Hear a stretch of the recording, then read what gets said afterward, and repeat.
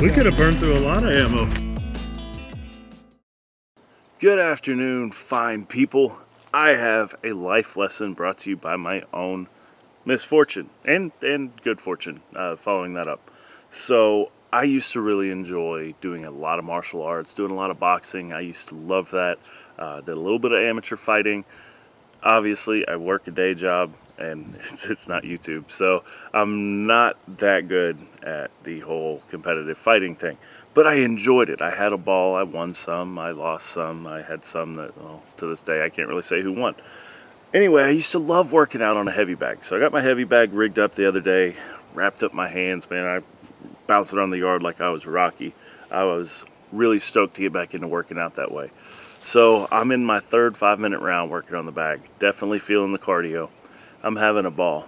I hit the bag with a pretty good left jab, caught it with a good right cross, bag spinning, stepped into it, got it with the left hook, and came around to get it with a right. And before I even hit, I could tell something just didn't feel right about the way that punch was getting thrown, and it wasn't. I did something to my wrist. It hurt. I woke up later the next day, I believe, whimpering because of the way I was laying on my wrist. So not good. I knew then I had done something. So of course I'm stubborn, so I still haven't been to the doctor for it, but definitely didn't feel good. Well, my buddy Steve hit me up and said, hey, you want to come out to the club and do some shooting? And I said, man, I'd love to, but I don't think I can even draw a gun. Actually, I knew for sure at that point I couldn't even draw with my right, with the Beretta. The combination of the gun being heavy, the angle didn't feel very good on the wrist. I couldn't even hold it out one-handed. I had to use two hands on the gun. So he said, no biggie, we're going to do left hand only. And I said, okay. Well, as we're driving down there, my wife came out and shot with me that day too. I'm thinking, I don't have a left-handed holster.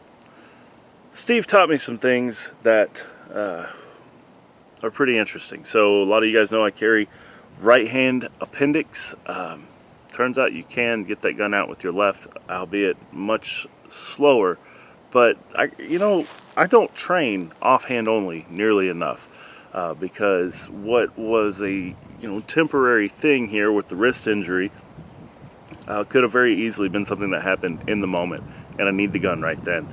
And if I have not practiced that or wasn't even familiar with the concept of getting a gun across the body like that, that wouldn't be good, right? So you're taking a less than ideal situation, which Murphy's Law dictates that stuff like that can and will happen, and then you're trying to learn in the moment. You're trying to train in the moment.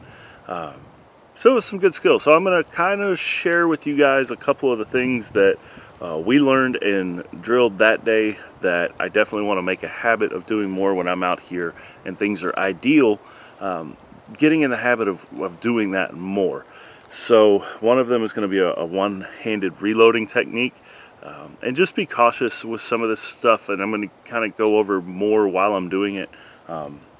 It's definitely something you need to have your mind on 100%. I actually have drilled it a couple more times since then before I brought the camera out, just because worrying about doing things on the camera versus just being 100% in the moment, I wanted to make sure that when it came time to film this for you guys, I was confident that I could do so without there being an issue, because again, I'm out here on my own. So if something happens, that's up to me to remedy that and get help. I don't have anybody else that's going to be right here ready to assist.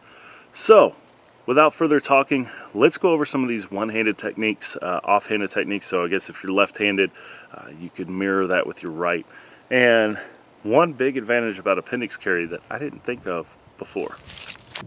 Alright, so most of you guys know that I carry with a loaded chamber. I advocate carrying with a loaded chamber, but we're just going to start this one off. I have an empty chamber, my Beretta M9A3, my everyday carry gun, and I'm at a distance of 10 yards from my steel silhouette. So that's about as close as I'm comfortable shooting the thing. I don't really want to be any closer than that. So here we go. We're using the timer. I'm not so concerned about time at this point because this is not a primary drill, right? This is a tertiary method. This is something that I want to have proficiency in, but I just want to make sure that I can do it if I have to without necessarily worrying about beating a time, beating that 1.5 second par time that I normally try to beat for normal draw to first shot. So enough talking, let's do it.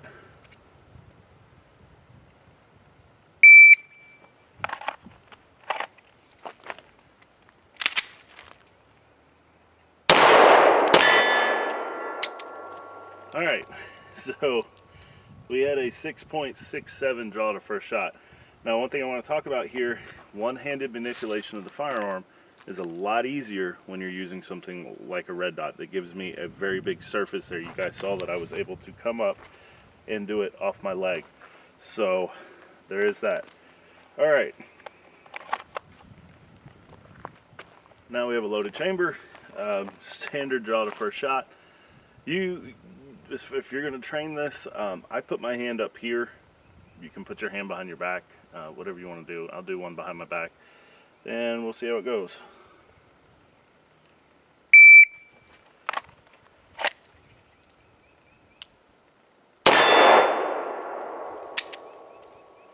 .494. So one other thing, I need to turn my dot brightness up. I'm used to my presentation finding that dot with a normal right-handed draw, right? Whether that's one-handed, I'm good at finding the dot that way. It's a little bit different going to the other hand. That's another thing I noticed doing these drills with Steve is it's a just completely different ball game. So we'll go again.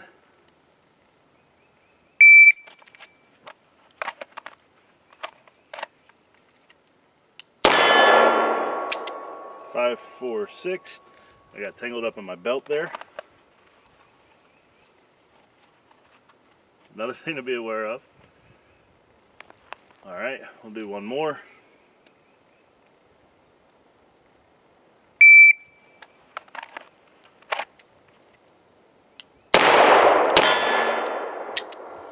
.517. All right, now let's talk about this one-handed reload. Now immediately when I start talking about reloads, I realize that there are people that carry an extra mag and there's people that don't. And I have talked about this repeatedly over the last couple of years about the merits for, and I guess the only real merit against is the fact that you have to carry an extra mag, right? The bulk or inconvenience of carrying that item. I'm a fan of it, and let me tell you something else that happened that further reinforced that. So Steve was shooting an M&P series pistol, doing a lot of these same one-handed drills. Well, the M&P has an extended mag release, and the Beretta does too, for that matter, but by virtue of just where that mag release is on that gun and how much it was extended, when Steve was doing a one-handed firing grip, his grip would impact that mag release and the mag would drop under recoil. So at the range, it's a damn it, and then redo it. But in real life, if you were having a fight with that gun and you've just left a mag there, maybe you're moving, you should be moving, or whatever, being able to get that gun back into the fight with more than just the one round that's in it is a good thing. So I have the gun set up for a reload drill, empty magazine, one in the chamber. I have my spare mag.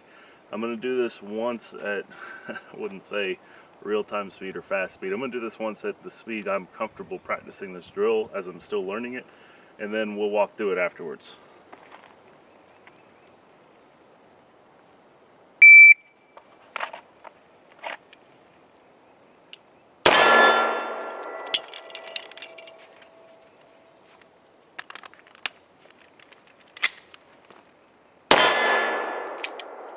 All right, so a 12.71 time, and first shot was 4.45.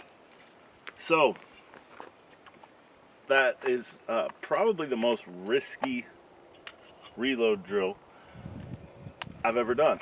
And again, back to what I said, if you're going to practice this, make sure you're focused on what you're doing. So what it looks like, just slowed down, you do your draw, fire your shot, drop your empty magazine, turn the gun over, pinch it between your legs, take your new mag, drop it in the mag well, and then again, this is an area where the red dot sight really shines.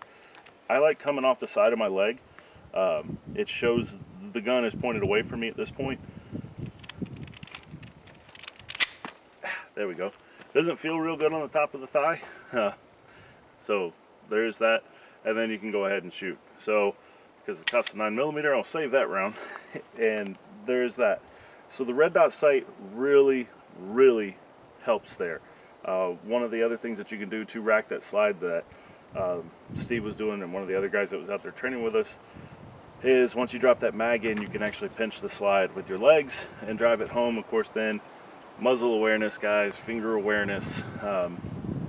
Obviously, the situation that this drill is designed to mimic, things are already bad, right? This hand is completely out of it. You can't even use it to cycle the gun. So maybe you took a round, I don't know. But just be careful if you're going to train this. Obviously, this isn't something that any indoor range that I'm aware of is going to let you do. So this might be something good to practice with snap caps inside your home or in your yard or wherever you're not going to get the cops called on you. I think it's an important skill just because things can go bad fairly quickly. So yeah, it's going to be about it for one-handed stuff. I'm going to post a couple videos in here from that day.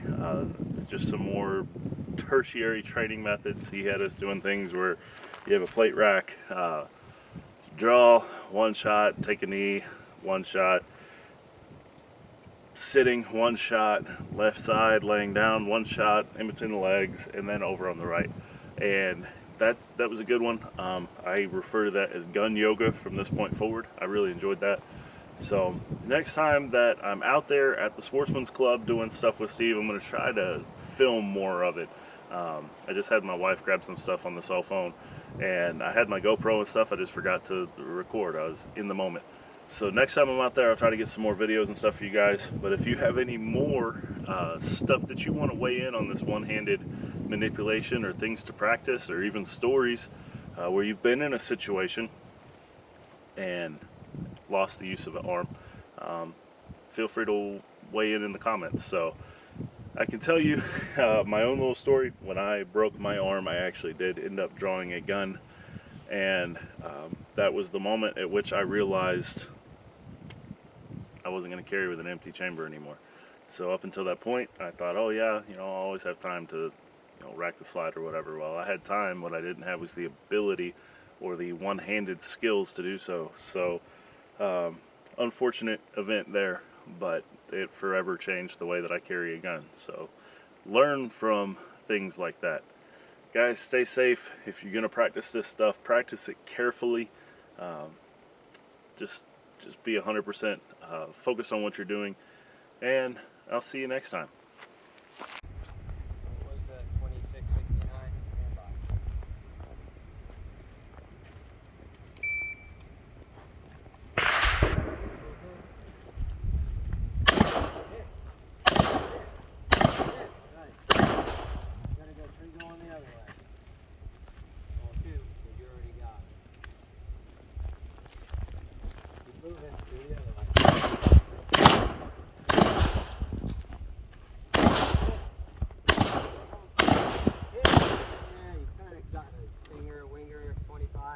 It's got one. See one at 12 o'clock with a little skid right on the top. It made it move, so I guess we'll give it to you.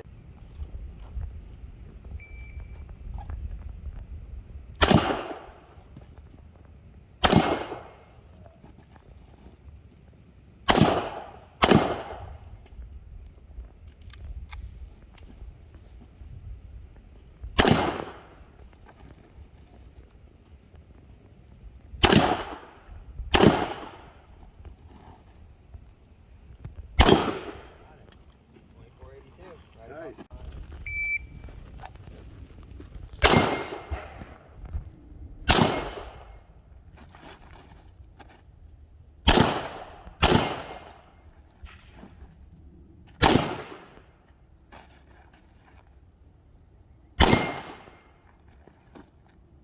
Nice, dude. 1944. Nice. Up there.